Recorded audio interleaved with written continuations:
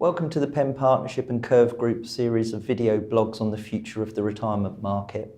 We decided to ask our panel of experts a very simple question. Let's hear what they've got to say.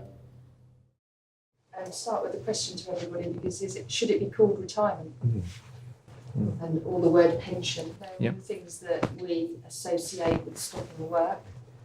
Our experience in the short time of freedoms of what we anticipate in the future is people actually will use their savings pots that we used to call pensions to straddle their working life, to allow them to reduce hours, etc., or to extend their working life so that they can reduce hours and still live the life they want. So one question that I have is, what are we going to call it? Savings is probably the most useful word that we could use.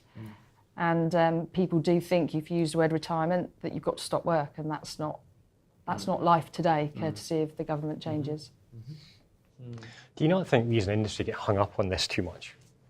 I mean, even the question, what is the retirement market?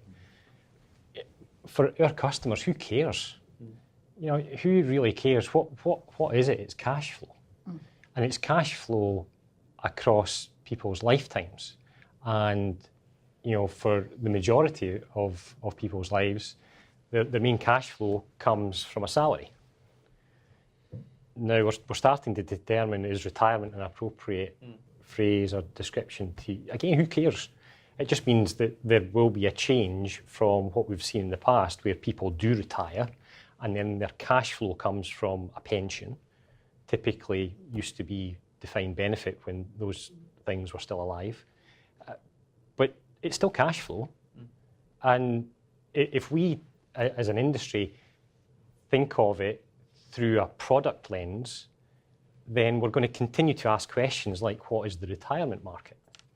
What we should be doing is looking at it from our customer's perspective and say, how am I going to afford to live when I can no longer work?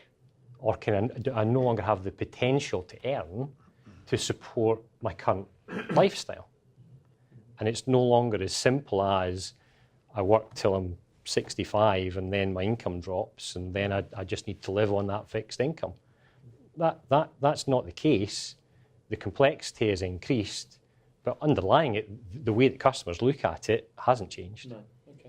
I don't think savings is the right title for this, because it's not just about using your savings, your pension, your cash. It's using all the assets at your disposal to actually give you the retirement which you want, desire, and I hope to achieve.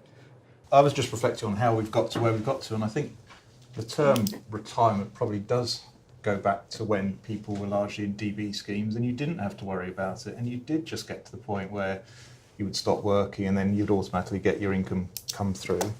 And the market is evolving, but we probably haven't done enough about the communication of it. And this whole knowing the number that you need to have to be able to generate the income that you need, there's certainly more we can be doing around that.